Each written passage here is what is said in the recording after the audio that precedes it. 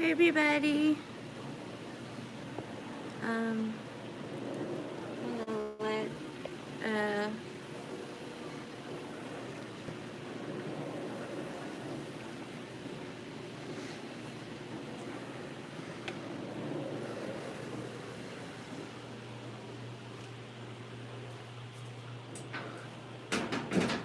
come into my laundry room.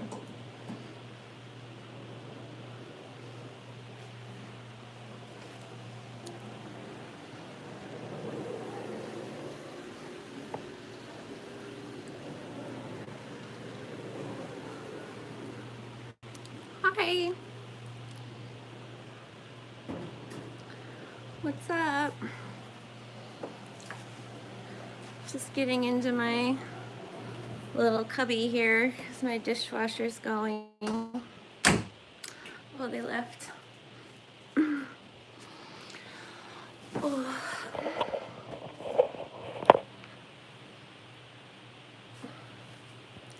So I'm Aphrodite Rose Starfire. I just got an urgent email today. A professional email, and I'm gonna have to kind of speak in code, but I think it's pretty important. And hi Peyton, happy Monday. I think it's important to spread this information to show that they're already seeding confusion with the that was just approved for little ones. So again, I'm going to be talking in code, but I just received a professional email today, and if you know what kind of profession I'm in, I'm not even going to say the M word, but it has to do with being well. So this came directly from P. Fizzer, from the Fizzers V team. It came directly from them to my health, like my professional email, and it says, "Dear H Care provider, urgent info about Pfizer BioNTech C19er V, the cysene handling." That's the title. And it's June 20th, 2022. It says, "Dear H Care provider, on June 17th, 2022, the U.S. Food and Drug Administration authorized emergency use of the like Pfizer biotechnology, the 19 CCVC in little ones." So on June 17th, they approved this for little people, ages 6 months through 4 years of age, to provide a 3 dose series. The thing for use in little ones 6 months through 4 years of age is supplied in multiple I'm gonna kind of use codes here, in multiple little bottles,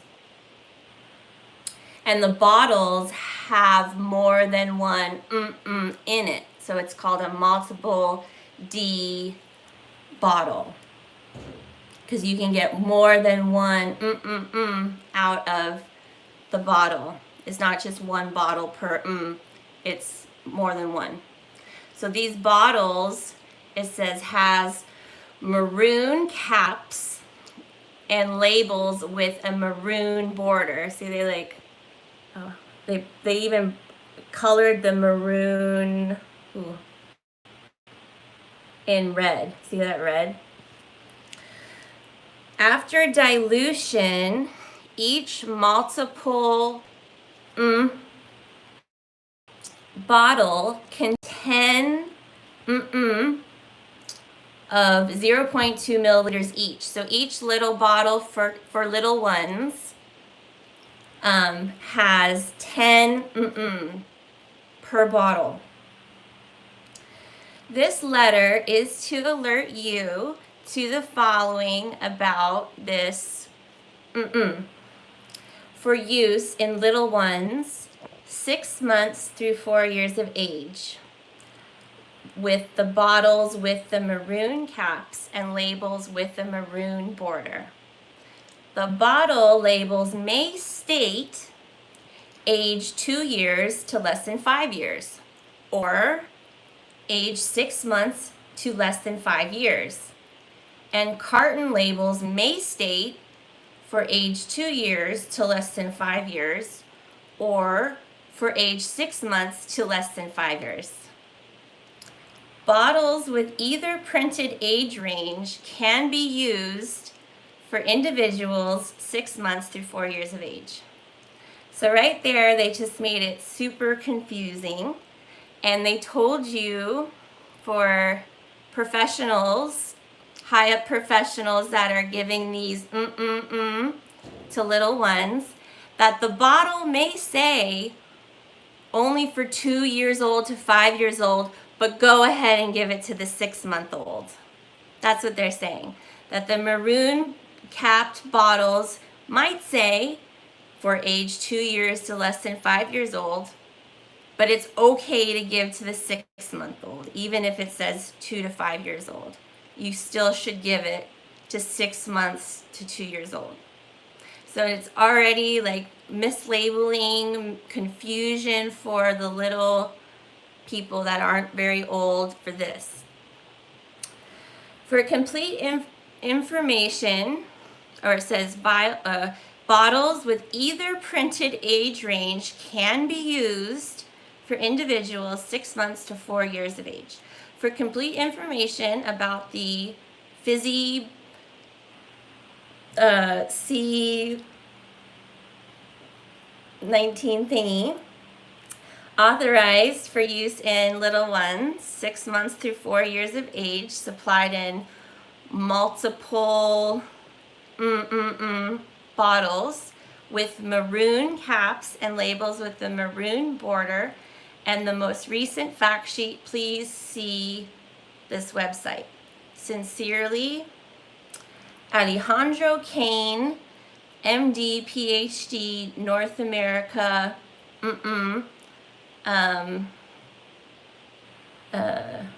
Scientific Affairs Lead. And this is directly from, and it has the address for the P Fizzer and all that. So, yeah. Hi, Danny. Hi, Peyton. Oh, yeah, I'm just kind of just woke up. So, and I woke up to this email, and it's like, I want to share it, but it's hard to get the information out. Yeah, seriously, there was a recent interview on Eligtree with Northwest regarding babies. 28, 30-something born long. Oh, wow. Yeah, and I also saw on the news, like these incubators that they were like testing these little ones and putting them in these like tubes, and the moms were just like volunteering to have their little ones scanned. It was like measuring their CO2 output on brand new little ones. So yeah, that's about it. I just wanted to show you guys that there was an urgent alert for this for the little ones that was just approved. They're already breeding confusion with the bottles and the labeling. So we'll see what happens. But it seems like they're going to be giving higher concentrated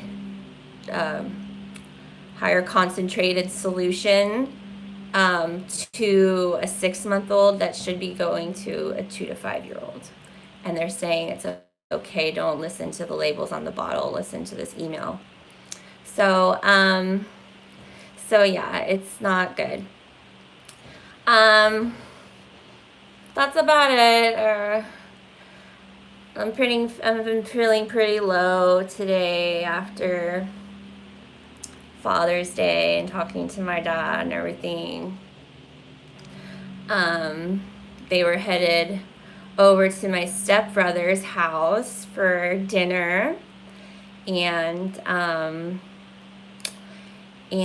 they regularly visit with my stepbrother, my stepmom's son, and I haven't been allowed to see my dad for almost 2 years now.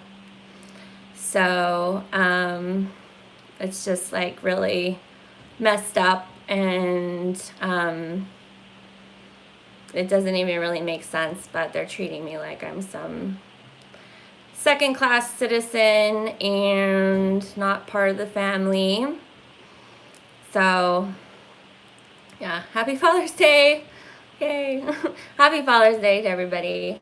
But yeah, I called my dad to wish him a happy Father's Day, and they were leaving the cabin that I'm not allowed to go to and going back to the house that I'm not allowed to go to that I grew up in, and to go visit my stepbrother that, you know, they'll help him out with a lawyer for his divorce, like that he just got a divorce and he's allowed to go over to the house and visit with them. And they'll help him out with a lawyer to get divorced and screw his ex-wife over. But, you know, I'm like, they're against me with this whole eviction process and would rather side with the landlord than side with me. And, you know, I never get any help. I never get any, like, I get kind of just like, you get what you deserve kind of thing. But it's not the same story for my stepbrother. But, yeah, my dad would rather have him as his son, you know, than his own son who died, who had muscular dystrophy, and now I'm the only, like, real genetic child of his. But, you know, I talked to him in rehab when he was in rehab a couple weeks ago, and I finally could talk to him without my stepmom being on the phone at the same time. I finally got to talk to him by himself at rehab, and he was doing great, and he said he wanted to see me. And then I texted him on the 6th because that was the day he was getting out of rehab, and you know, he texted back like, "Oh, I'm so happy to be back with Lisa." That's my stepmom. And I was like, "That's great." And then I didn't hear from him. I thought like maybe he'd call me or something. I didn't hear from him, and so I called him on Father's Day. And they had already, you know, gone up to the cabin. They were leaving the cabin and going off to go hang out with my stepbrother. So, and then my dad asked me if I, you know, thinking about working again. And I told him, yeah, I think about it a lot, but I don't think that right now what I do is they're not going to accept my religious exemption. And like a trauma surgery physician was contacting me, but like in California, they're not going to let me work in a hospital setting without having this. So I was like, I feel like the rules are going to change really fast because things are getting desperate around here with the staffing. They're going to have to start. I mean, they allow people to actually be actively sick and still work. And yet I haven't gotten this, and they won't like accept a religious exemption or something like that. But yeah, and he was like kind of agreeing with me. He's like, yeah, I think things are going to change pretty soon. And he's like, it's not like you're not sterile. It's like you would still take all of the precautions. And I'm like, yeah. And then he's like, well, Kim, well, how about if they tested you? Would you be okay if they tested you like once a week? It's only just they just do a swab. This is like actually what my dad told me yesterday. He's like, it's just a swab on the inside of your nostril, and they swirl it 5 times on each side. And I'm just like, I was like on the phone. I'm like, I can't believe this. I'm like, I'm not. I was like, I'm not.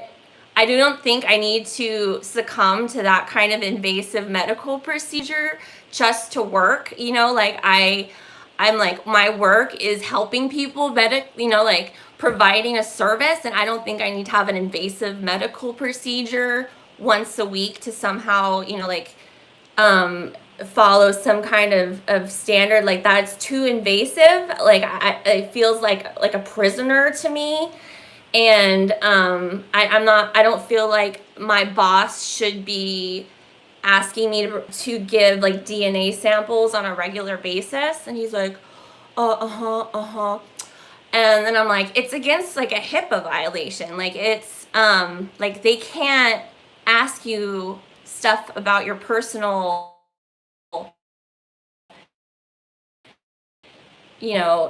medical stuff. And I was like, they can't like they couldn't ask you if like they couldn't ask me if I've ever had cancer. And he's like, oh, he's like, I never knew that. I didn't know that. And it's just like, what do you mean you never knew that? Like, I didn't say that, but it's just like, yeah, they can't ask you like how many sexual partners you've had, like how many, they can't ask you questions about that's a violation about your privacy. And so then I just changed the subject. But yeah, it's extremely hurtful that it's just like hourly in my face that I'm not accepted. And like like, oh wow, whoa, he said, oh, it's just the tip, it's just the tip. It's like, well, just the tip. Like, what am I just gonna get raped every week? Like, just the tip. It's just the anal probe, just the tip. We just have to go around the rim. We just gotta test you to make sure. It's like, no, like I'm already giving my youth, my time. Like the time is enough to do a job, let alone like them making you jump through hoops. No, I'm not doing that.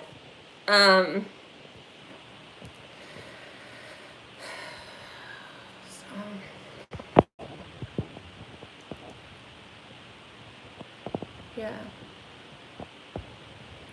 Yeah.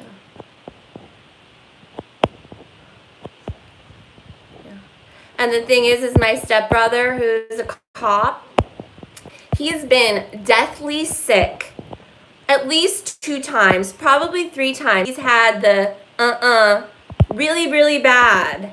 And he's allowed in the house, because the excuse is my stepmom has recovered from leukemia. So she can't take any risks. She has to take every precaution. Everybody around her has to be fully, but people can have actual active, and that's perfectly okay. She can go to fancy restaurants, perfectly okay. Fly around on airplanes, perfectly okay. But me, it's just an excuse to like cut me out of my dad's life. And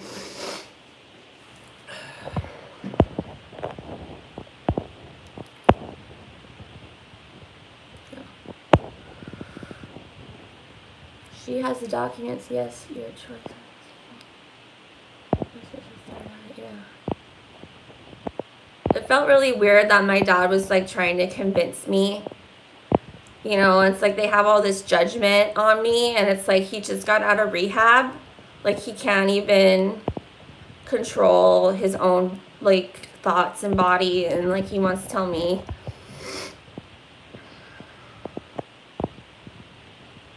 Yeah. Thanks, Genevieve. Yeah. You want your China juice? Yeah, freaking A. Yeah. So that made me super depressed.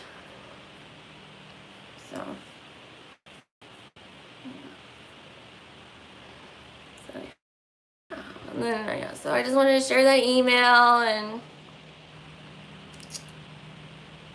it just really sucks because it's like I could have, like, I was supposed to have like this like family, this like kind of inheritance, like I'm supposed to have like access to all of these nice things, and it's like I never have access to it. I never get it. I never it's like my rightful inheritance. Like they were supposed to set this like life up, like I was supposed to, you know, my parents were supposed to get nice things so that they could share their nice things with their kids, and they don't want to share it with me. They want to share it with my stepbrother, but they didn't even want to share it with my brother when he was alive, when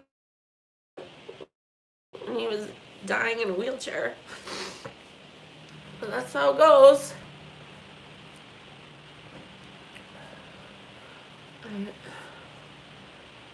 Yeah, I think it's funny because it's all in these names. Because like my mom was Marilyn Rose, her last name was Rose, and then my dad's Mark Kurtz. It's kind of like cursed and Christ. And then my stepmom is Lisa Judy. Her maiden name was Judy, like Judas. Lisa Judy. Yeah. It's like these names. And then my stepbrother, his last name is Billings. Jason Billings. Like Billings, Montana, like the tax collector. All right, love you guys.